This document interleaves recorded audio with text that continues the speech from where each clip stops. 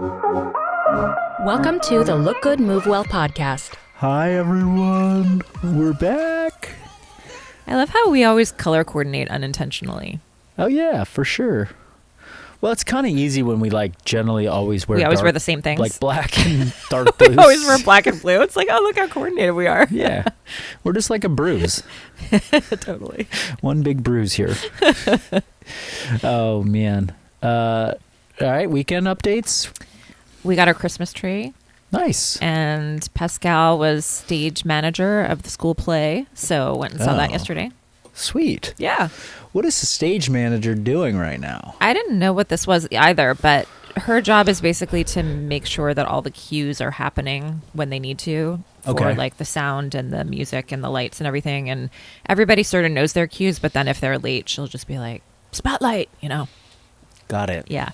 So, she's the one that, at the end of the play, when the cast bows, and then they, point up to the booth to be like, Right. clap for them, too. Yes. Got You're it. clapping for her. Stage manager. Yeah. That's cool. Yeah. Awesome. I was in Newport Beach the last 3 days. The Loaf Gang. The Loaf Gang. I got my two buddies, Ben and Ryan. We have a little. It's a gang. Is that a gang? We call ourselves the Loaf Gang, LOAF gang. Where did that come from? Early days when we first started meeting on Zoom during During COVID? Mm-hmm. Yeah, we were all just equally struggling in our respective parts of the world with our stay-at-home life with kids and figuring stuff out. So we just all started to jump on Zoom calls every week. And I believe LOAF stands for League of Awakening Fathers. Oh, I love that. That was the idea. We were doing That is so cute. Okay, thank you. All right. we were taking I think it was something that Ryan Holiday put out. It was Yeah. the Daily Dad, and he had done this Daily Dad 12-week course, and so we were going through it together and meeting weekly to talk about it. But over the years, I kind of forgot what the name was, and I was like, I think it stands for League of Above Average Fathers. I'm not really sure, but I was reminded that I was wrong. Anyway, we try once a year to get together for a trip. So we did backpacking one year, we did Austin one year, we did San Diego one year, we skipped a year, and then this year we went to Newport Beach. So it was fun, super fun. Highlights were mountain biking with them. A couple crashes happened. I stayed upright. That's right. They went down, sadly. Everyone's okay. Ryan's pickleball arm might be a little sore this week. Right on. And Did you pickleball?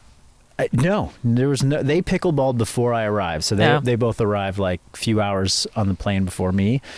They got their pickleball out of the way before I came, because I'm just a sourpuss. Don't like to play pickleball. Not my speed. Not your thing? No, but the best part was we went to this. It was the food. We found this market. It was like a Hispanic supermarket with all of these amazing restaurants inside. Oh. They're making fresh tortillas. They're making guacamole made to order. There was the tamales section, the tacos place. Then there was they had even a Mexican sushi Wow. thing that was going on. There were tortas, there were burritos, there were a grill, just incredible food. Did you stay with your burrito theme? I actually didn't even. I kept thinking I'm gonna have a burrito, but I never ended up having a burrito. I just ended up getting all these other things that were available. So we ate a lot of good stuff, and I may have had the best dessert I've ever had in my life, which was a take on the Dubai chocolate. It was a pistachio cheesecake on a brownie base, and it was this light cheesecake that didn't even seem. It was it didn't seem like cheesecake. I would like that very much. Ben got it, and I was like, I don't need to. Okay, I'll try it. Oh, wow. That's really good. Okay. So anyway, got to take some time to just be a human and not have a schedule, and it was pretty special. That's so great. Yep, laughed a lot. Oh. Feel good to go. Awesome. Yeah. Yeah, love it. All right. Well, I actually, and I have a cool story. Gosh, I feel bad. I'm going to forget her name. It's on the tip of my tongue. Do you remember the woman who was like from Austria? She came here, pretty muscular, had like kind of green tealish hair. She trained with us. She was like a Persist, I know exactly who you're talking about. And her name is also on the tip of my tongue. It might be Kathleen. Yeah. Yeah. We were at a gym in Costa Mesa, and we were like working out, and I saw this woman who was just super ripped, like jacked, like bodybuilder, clearly bodybuilder. And I kind of like, we made eye contact, and like we kind of like smiled at each other, and then I kept going. And then later on she comes up, she's like, Marcus, I don't think you like remember me, but it was Kathleen. I was like, oh my gosh, of course I remember you. Like it's been years, and like ever since she came to visit, and then she went down to visit Southern California on that same trip. She's just wanted to move here, and she just moved to Costa Mesa 2 months ago from Austria with her daughter. How cool. Yeah. How And great for her. She's a bodybuilder. She did a bodybuilding competition this yesterday or That's 2 days ago. awesome. Yeah. So it was super fun to see her. Yeah, got a picture.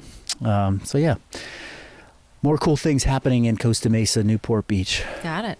Right. Nice. But I was training with Ben and Ryan, and, part of like our training, as well as a number of conversations that I've been having with clients over the past several weeks, and also just something that comes up from time to time, like as a coach, was the inspiration for today's topic, which is that I want to really talk about how and this is not going to be extremely I'm not going to articulate this very well yet. We're going to hopefully get somewhere with this today. We'll get there. It's like, how do you think about movements and training effort in the gym? Like, when I go to the gym, what am I trying to accomplish when I pick up the weights, when I do the reps and sets? Like, what is my thought process versus maybe how a lot of people think about their training? Right. And why is the way I'm thinking about it more applicable to your goals than the way you might be thinking about it? Mm-hmm. And I also want to say, how do you connect those thoughts to past and future sessions? Mm-hmm. Yeah. Yeah. Because common questions we'll get is, how heavy should I go? Mm-hmm. Where am I supposed to feel this? Right. How many reps am I supposed to do? Why did this tempo change from last week? What is tempo? What is tempo? Yeah, what is tempo? How hard should I be pushing? How many sets should I be doing? Mm-hmm. Did I do it right? Is this working? Yeah, right. Uh-huh. And all those questions are valid. And I honestly don't, granted, I have a lot of experience and a lot of years of doing this, but I don't ask those questions ever. And I don't think anybody needs to be asking those questions ever if they understand some fundamental things about exercise, how to execute, what's the purpose of what you're doing, just how to think through this stuff. Yeah. And I've also seen that it's trainable in people, because I think that, for the most part, I've watched you train, and I think you have a very good understanding of these fundamentals. You don't ask those questions with nearly the same frequency as you may have, 7 or 8 years ago. And I guess I wonder, how does that, I have my own bias about how that makes training life more effective, efficient, and enjoyable. But for you, knowing what you know now about training, how does that impact your experience in the gym? Yeah. Wow. I mean, that's a great question. I remember when I first started training with functional bodybuilding, and I remember having absolutely no idea what progression was or what it meant, because I had come in from CrossFit, and every workout in CrossFit was its own thing. And it was sort of like, sure, like if you back squat 1 week and then that comes back around in the future, you try to remember what you did and try to beat it. That was it. There was no progression. And I had done a little bit of other forms of workouts like 5x5, where you just try to like add weight very linearly every week. But I guess that didn't mean a lot to me overall compared to what came into my view when I started doing functional bodybuilding, because the progressions were so present in all of the exercises, and they were also more nuanced in how they moved from point A to point B, because it wasn't just about adding weight. It might be about changing tempo and changing reps and changing rest and changing the implement and moving from stable to unstable and all of those things. And that's quite a lot of training knowledge to get presented with when you're not used to any of that. And so it takes time to really find your way through that. And I can give a couple examples of this. I remember in one of the very first workouts that I did, there were efforts prescribed, especially in the conditioning, where it was like, this should be 70%, this should be 80%, this should be 90%. And I had no idea what those things were, because my only speeds were like slow and fast, and there's not a lot of nuance. And so I think there's a lot of that also translates to strength training, where it takes time and a lot of practice to be able to understand what a 7 out of 10 rate of perceived exertion feels like, what an 8 out of 10 feels like, what a 9 out of 10 feels like, and even what pushing to true failure safely feels like. Because I have a lot of fear when I train. And so it takes me repeated exposures to be able to touch more and more intensity over time. So those are just some of the things that I have had to learn and practice with a lot of different like repetitions, and not only just repetitions, but like a lot of just exposure to what that looks like with different movements, with different supersets, with different strength intensity pieces, with different conditioning pieces, and just accumulate that knowledge to where I am today, where it just sort of feels like second nature to kind of know what I want to get out of a workout when I come in. Wow. Yeah. Wow. That's, yeah. And it's not like, you know, this podcast and how we talk about this is going to like be able to fast track 5 years of experience into, you know, 1 30-minute episode for somebody, but it could potentially accelerate, you know, the process if you kind of know what the end goal looks like. There's a lot of the content and fitness content on social media these days,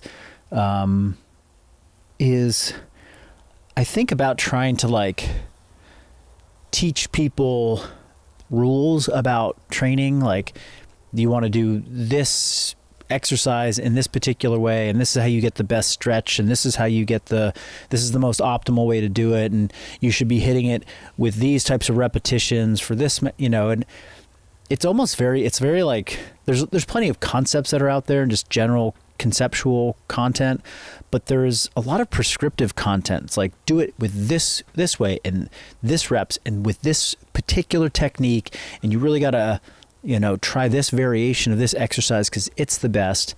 And unfortunately, I guess that's kind of being bucketed as like the science-based lifting community, which is giving a lot of this, here's what the evidence, here's what the science suggests.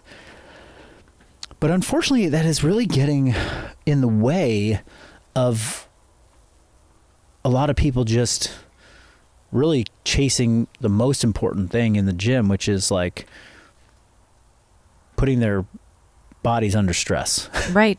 Right. Like we're literally just, you know, why do you lift weights? It's like, because lifting weights is a stress on your body. And then when you like go home and you eat some food and go to sleep, in theory, your muscles and your body are going to adapt so that the next time you come into the gym, you're a little stronger. And it's like, is there a perfect way to do it? It's like, there might be like a scientifically more optimal way to do something, but to just get in the gym and put a stress on your body, it doesn't have to be incredibly complicated. Like, you don't have to get super nuanced. And we were in this gym in Costa Mesa this weekend, and I was just watching people. I could see people doing like techniques that I'm like, oh, they learned that from Jeff Nippert on YouTube. Like, I can just see you trying to do the thing. And it was just like completely missing the right level of effort. Like they were working out for a long time. Mm-hmm. I saw one woman that was like literally on the hip thrust machine for like 35, 40 minutes. She never got up. Like, she was just there doing sets after sets. And I was just like, it just seems to be this big gap between like, and then of course there are people that were not doing science-based stuff, but they were also not doing the effort. I'm so sorry, I touched the microphone. Somebody complained about, or they gave feedback that makes it too noisy. I apologize. I'm trying to miss it.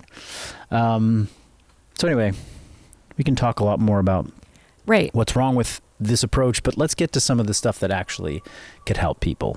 Exactly. Well, I do want to add one thing, which is that all of the things that I mentioned, all of that nuance about progression and the things that I'm thinking about and have learned over time, none of them are or were necessary for me to start making progress at all. It was literally what you said. It was like, come in and do the thing consistently and work hard at it. Mm-hmm. Like, those are the only two things you need to remember if you're just starting out. But I'm a person that does not stay interested in something if I'm not learning. Mm-hmm. And I cannot just go to the gym like a robot and do 5 reps of bench and dead and, press and be content with that if there's not something more for me to learn about and grow into. Yeah. And so that's what makes functional bodybuilding super special to me, is that not only is it effective and has benefits in terms of how I feel and how I move and how I look, it's an endlessly fascinating universe where if you do care to learn more about training and that's part of what keeps you motivated, there's endless things to learn. Totally. Yeah. Yeah. And just for context, like I use the 20-year timeline to say that's how long I've been training, but I think I'm almost ready to start saying it's 25 years. Mm-hmm. I'm 41. Yeah, I mean, I started lifting weights at 15 years old. So 25 years of training. Yeah, Marquez's age. Yeah, there you go. And guess what? Like, I'm still learning things. Like, and it's really fun. Yeah. And it's not like that every single day and every single week, but in a cyclical nature, like every few months, like I approach my training differently and I'm learning new things. Mm-hmm. And I feel that right now. And I'm in kind of like a excitement, driven training, because this is the first time in a long time that I've maybe ever, like since I was, I don't even know, like I've trained 3 days a week, lifted only 3 days a week. Like 4 days was like kind of my mainstay for a little while. Before that it was 5. Before that it was double days. It was, it's been 15 years of just doing lots of training. And now I'm just lifting weights 3 days a week and just like seeing how my body is adapting to that. Mm-hmm. And the level of effort that I can bring on those 3 days, because so that's been like, and it's interesting because it's like, well, what is the single variable that everyone should be chasing? It is intensity, like so long as consistency is there. Yeah. So consistency is number one. Are you lifting consistently?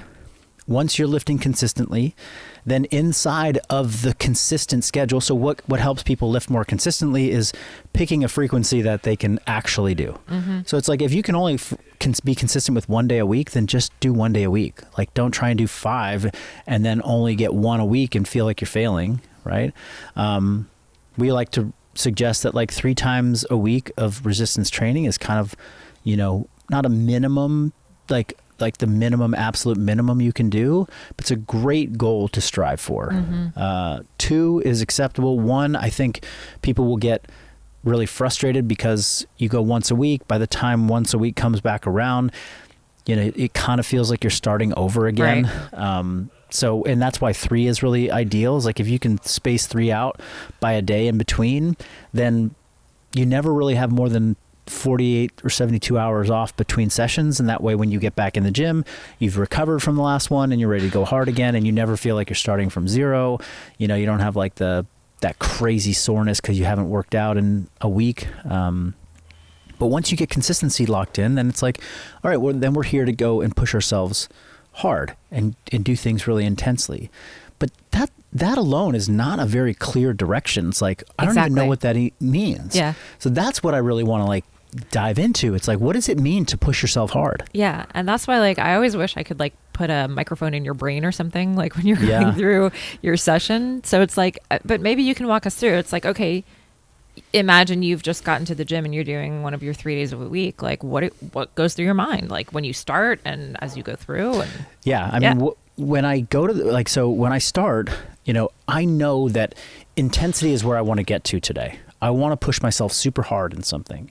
So I really always start by thinking, well, what does it take to get a body prepared to do the hard thing? Right. You know, if you're a race car, you know, and you've been like in the garage for a couple weeks, you're not going to just peel out of the garage at top speed. You're going to warm it up. You're going to take some laps. You're going to do a little, you know, maintenance work on it. And that's sort of where I always like to say, it's like, if you don't do some type of warm up, I don't care what the warm up is, you know, you're not really preparing yourself to best execute intensity. So it has to be some type of warm up. And I always think, you know, the purpose of my warm up every day is not to just check a box. It's not to just like follow the list of exercises on the program. It is to literally start, you know, I think about this like wave. I'm just building the wave like of intensity. And by the time I get through with my warm up, my general warm up, and then my 2 to 3 warm-up sets on my first exercise, like I am ready to freaking crush. And so that was like my training session today. I knew it was a full body training session. So I was going to be doing bench press. I was going to be doing pull-ups. I was going to be doing a Cossack squat, kind of covering all these different movements. So my warm-up, you know, I push the sled back and forth for a bit. That always gets my legs, my lower body feeling good. Then I was like, okay, I got my shoulders. I need to get them ready. So I hung from the pull-up bar and I did some scapular pull-ups to get my shoulder blades feeling good. Then I did some scapular push-ups and I did that a couple times back and forth. And so I had this general body sweat. I was warm. You know, I'd done some walking earlier in the morning too. So like, okay, now I'm feeling ready.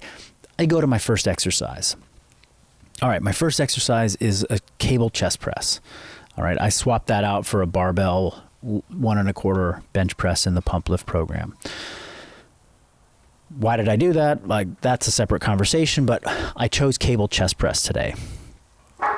And this is my first exercise of the day. So I'm going to give myself a couple extra warm-up sets. And so I knew I just put a weight on the cable stack that I knew I could do very comfortably for 10 reps.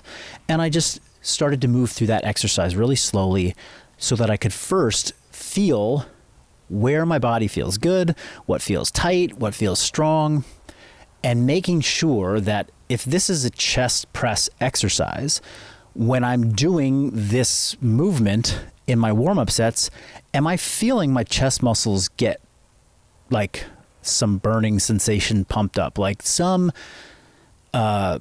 indication that this is targeting those muscles? Now I'm going to pause here because some people will go and do the first exercises of the day. Let's say it's a squat. Let's say it's, you know, whatever they know. Like they know it's this exercise that's supposed to train their legs, but when they're warming up, they feel it in their hip, they feel it in their back, they feel it in all these places that's not their legs. And that is like your first moment to just pause and be like, maybe I'm doing something with my position wrong. Maybe my technique's off. Maybe this exercise is just not the one I should be doing today because I can't even feel it in the muscles that I'm trying to get after. I have done that. Like, and you know, why did I choose cable chest press versus the barbell 1.25 press? Because I'm stiff from the weekend of traveling and plane rides and, you know, riding mountain bikes. And I just didn't feel like with the barbell, I could really feel my chest working. I kind of felt my shoulders a little bit more than I wanted to. I just felt a little creaky in my elbows. And so I was like, you know what? I'm going to go with a different exercise that I can feel. So I made a choice there so that I could actually When I start to work really hard, I feel it in the muscles I want to feel it in. Not when I work really hard on this back squat, I just feel my back and my hips, and I don't feel my legs working at all. Yes. And I think a lot of people just fight through that. They're just like, oh, this is just the thing I'm supposed to do. I'm supposed to do, yeah. You know, and I just have to get through the range of motion, or I have to get to the reps that are on there, and I got to go heavier than last week, and I don't care that my back is just feeling smoked from this. They're just like, I just have to do the thing. Yeah. So that is the first and like number one. So okay, back to my session. I'm going through my warm-up sets, and I'm about, I did the first warm-up set at 45 pounds. Then I moved the pins up to 60. I do another warm-up set. Don't take much rest there. I do another warm-up set, 75.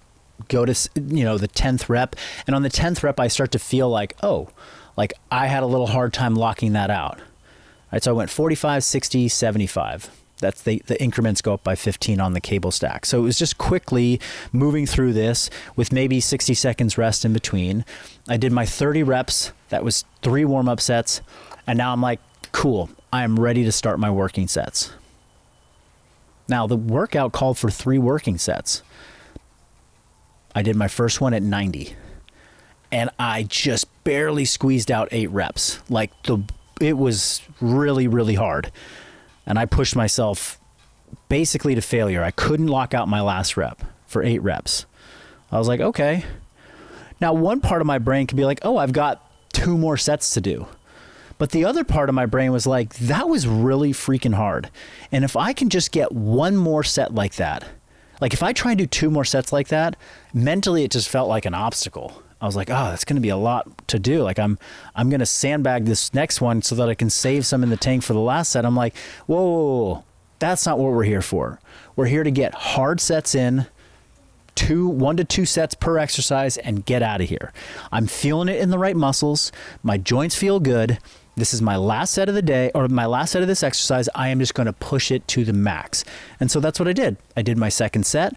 I took it to failure, and then 2 reps beyond failure where I did partial reps, and then put the cables away. I was like, I'm done. So I did 3 warm-up sets, 2 working sets. I just was like, I'm skipping the 3rd working set because I got my stimulus for the day, and I'd rather move on and save some energy for, or not save some energy, but move on and get some quality sets in on the other exercises.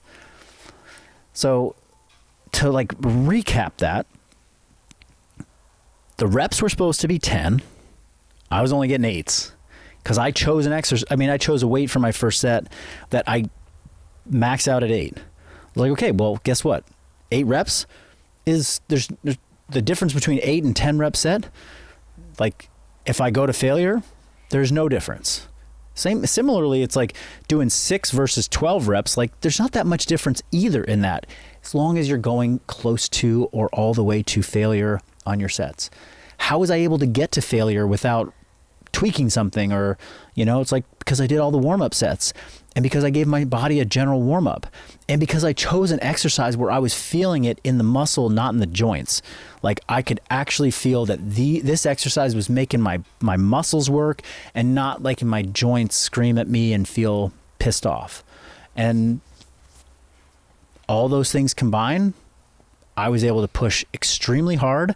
I did it for 2 sets, and I just knew, like, okay, I achieved what I came here to do, to get 2 really hard sets on each exercise. I got them. I got them in my first 2. If I had done my first set at 75 pounds and didn't really feel like I got all the way there, then okay, maybe I'm doing 3 sets and I have to bring it, but what the goal is, I'm chasing those 2 really hard sets, and I accomplished it. Yeah. I have 2 different examples of how I have done similar approaches, and both of them have to do with my back squat. I've been doing, in my last training cycle, a Smith machine and pendulum squat progression, and I was doing, the last time I did Smith machine back squats, I realized that I needed actually more warm-up sets, because it just took me, that's a big compound lift, and it took me a while to like get my body primed in a way where it's like, and I can tell because the first couple of sets I might do feel super achy and creaky and hard, and like, oh man, like I don't even know if I'm going to be able to like hit my top weight today. And then like once I get into a working set, I'm like, oh, this felt better than the last one because I'm like more warmed and I'm primed. And so I might do more sets because I'm like, you know, the last time I did it, I did technically my third working set, and I was like, I didn't get there. I didn't get the feeling that I'm here to get, especially because in the context of my program, I don't have a lot of squatting. And I know that that's really my only opportunity to really build great leg strength. And I'm like, I'm not going to waste this opportunity for a whole another week when I have like this, you know, opportunity to basically do one more set and make it super tough. And the way I know it's super tough is that I know that the last rep feels like I'm not sure if I'm actually going to get it or not. And you just kind of have to like mentally like really like apply yourself and like really go for it. I'm making a lot of noise. It's moving real slow. After I rack that weight, I'm like, whew, like that was like really tough. That's the feeling that I'm chasing. And if I didn't get there in my working set, yeah, I'm going to do another working set and like push it. Yeah. But this past week I had 1 1/4 back squats because I started a new training cycle. And that's a movement I haven't done for a while with a free barbell. It's a movement that historically sometimes makes my low back act up. And I took it super light. I was like, it's week 1 of the training cycle. I don't want to like, you know, push this super hard today without knowing how my body's going to recover. There's like many more weeks to come of this progression. And it's like, if I do 3 working sets that are just like, you know, moderate, like that's good for today, see how it goes, and then come back at it later. Yeah. Yeah. And there's, like, so some good lessons there. Going back to the Smith machine squat, I'll get that comment from clients sometimes where they're like, oh yeah, like this was my last set. Like looking back, I should have gone heavier on my earlier sets, you know, to get like more intensity out of the last 2 or 3 sets. And I'm like, well, why don't you? Like, why didn't you? Like, not why didn't you go heavier on the earlier sets, but those were just warm-up sets. Like, do an extra set. Sometimes they were time constrained, but oftentimes they're not time constrained. They're just like, oh, I did my 3 working sets, right, and I just picked the wrong starting weight, and so I had more to give. And that's also like, I think that also comes from like people trying to estimate like what is the number I need to hit today rather than just going by feeling. Yeah. Like I did my 3 warm-up sets on the cable relatively quickly in succession, and I knew, boom, there's 75, like that's heavy-ish. Like I'm not going to be able to go to 105, but I also know that I have more to give, so 90 is going to be the number because it's a 15-pound increment. I'm just going to try that. Yeah. So that's just like, don't assume that just because you did your working sets in quotes that you're good. That you're good. It's Yeah. like, no, make sure you got 2 really hard sets, you know, and if you're really feeling amazing, like maybe 3 really hard sets. Yeah. And then, you know, not every exercise, which is where I was going to go next with this, not every exercise in training has to be your peak intensity set of the day, right, or exercise of the day. Sometimes there's a movement that you recognize that the opportunity here is not to take yourself to failure, but to explore new positions and a movement in a way that you haven't in a while, which, what does that even mean? Like, well, for you hadn't done a 1 1/4 free barbell back squat. And so there are positions at the bottom of your squat when you come up to that quarter repetition, when you sink back down, you know, you haven't used a free barbell, you've done pendulum and Smith squats for a while, which is very stable. Now this free barbell squat is a little less stable, so you're having to use some smaller muscles that haven't really gotten any intensity in a while. So even if you're just doing lightweight stuff for, you know, the first 2 weeks of the program, there are parts of your body that are getting adaptation. There's parts of your body that are getting like a stimulus that might feel really hard and might feel like, oh, I got really sore in something that I haven't felt in a while. That was my experience with the landmine Cossack squat, which has shown up in this training cycle on the even weeks. And so 2 weeks ago, I did it for the first time, and then it showed up again today. And, you know, it's like, rather than say like I took it light, it's like I took it as heavy as I could, given that I haven't touched this exercise in a while. Right. And as heavy as you can doesn't mean going to absolute failure. It means pushing yourself hard with control and feeling it in the right place. Had I put on like a 50-pound plate on the first week of doing it, my knees would have hurt a lot. And I would have been able to stand up, but it would just been like all knees. Whereas I decided to go with a 25, and I could really feel my hip and my quad working. Yeah. I could also feel like when I got to the bottom of my Cossack squat that it was light enough that I could go a little bit deeper. I could rotate my body a little bit to sort of turn my torso towards the back, non-working leg, which meant that I was feeling my hamstring get some mobility and some flexibility. So this was an exercise that, because I'm not going maximum weight, I'm actually able to explore the positions at the bottom a lot more. Yeah. Now, exploring positions at the bottom means shifting my weight side to side. It means turning my body a little bit. It means, feeling how my core is contracting and the angle of my torso. It means really concentrating on my breath and where I'm holding my breath and where I'm, exhaling. And that is movement control. Like, that is a whole nother place that people can adapt and build strength. Like, that was the lowest I have been in a squat holding any weight with my body in a contracted, tight position in a long time. That exercise with the landmine that I'm holding on to for balance and stability, with the single leg squat, with the Cossack position, I just haven't been that low. And guess what? When you explore new range of motion, you are always weaker than in ranges of motion that you do repeatedly over and over again. So I was actually getting really strong, or pushing a lot of strength intensity in that specific position for that day, even though like the relative weight was light. It was a 25-pound plate on a bar. And it's like, yeah, this is very light for me, compared to the 780 leg press I did the day before, or, days before. Right. Yeah. So in that way, it's like, some exercises that you feel really confident in, that the movement pattern is familiar, then you are there to just push yourself to as close to failure as you can with good technique and range of motion. Whereas movements that are relatively new and you haven't experienced in a while, this is your opportunity to explore different positions, range of motion. And I say this with I'm trying to repeat this so much because with functional bodybuilding programs, or with a lot of people's programs, like they get exposure to new exercises from time to time. Yeah. Maybe every week there's a new exercise to, try out or incorporate into the program. And these are your opportunities to just explore how your body can move against resistance. Try to how low can I go? How straight and stretched can I get my elbows? How far can I get my shoulder to really retract while I'm doing this, or protract?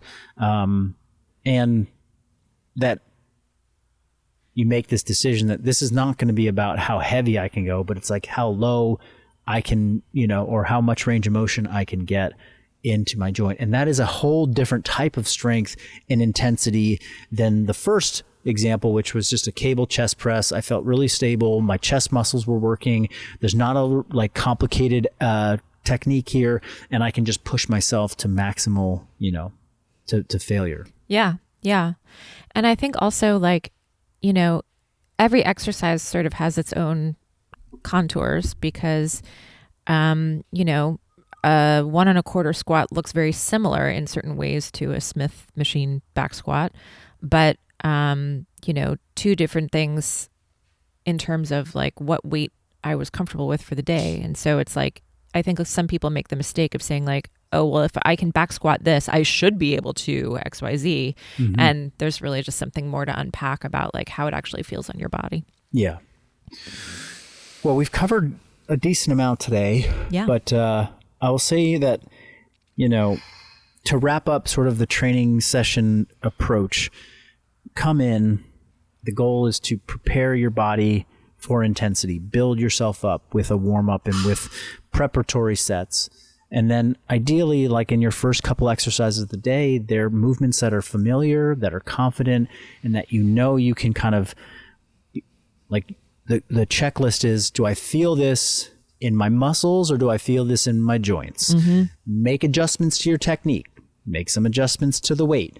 Maybe make some adjustments to the exercise itself to make sure that you start to feel this in your muscles, not your joints. It's like, hey, I'm back squatting today. It feels a little crunchy. If I lift my heels up a little bit, I get a little bit more upright. Oh, I feel it more in my legs and less in my back. That's a good decision. Once you start to feel that, then push those first couple exercises very hard. You're aiming for like 2 really hard working sets. And if you nail it on the first 2, you don't need to do the third. If you get to your third set and you're not quite there yet, do a 4th set. Like there's no right amount of sets and there's no perfect amount of reps. There's just optimal intensity. And once you hit it, then that's what we're aiming for. And then you move further into the workout and there's going to be some exercises that are not about peak intensity and peak weight. We call these strength balance or finisher exercises sometimes. These are more about exploring what your body's movement is capable of. How far can you extend your range of motion? Can you feel yourself balance side to side? Can you twist? Can you rotate? And I think of these as like a different type of adaptation where now you're adapting your mobility, you're adapting your proprioception, your balance, your coordination, you're getting those strength gains at those very end ranges of motion that are going to make your joints more resilient, make you feel more athletic and capable in life. And so for those, it's going to, you're looking for a different feeling, and rather than like, oh, my eyeballs were about to pop out of my head. I was just pushing so hard and holding my breath so hard. Yeah. And then once all that is done, then you basically are, your session's done. Like you've completed the work for the day, and now you just want to help your body transition out into the world.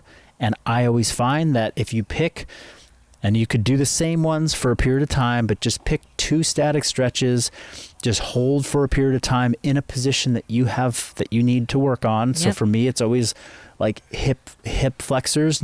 I need to get into more hip extension because I sit a lot at my desk every single day. So I just go into a big deep lunge. I give myself 90 seconds on each side. Let those muscles relax, let my nervous system calm down, and then I usually hang from a pull-up bar so that my shoulders, get opened up by the end of a session that had upper body work in it, and I'm back to life for the rest of the day. Beautiful. Yeah. All right. Well, that was a different type of conversation we haven't had in a while. So let us know if you have any questions around movement and how to approach your training sessions. But we'll see you next week with, I'm sure, some doozies for you. All right. Have a good one, everyone. See ya.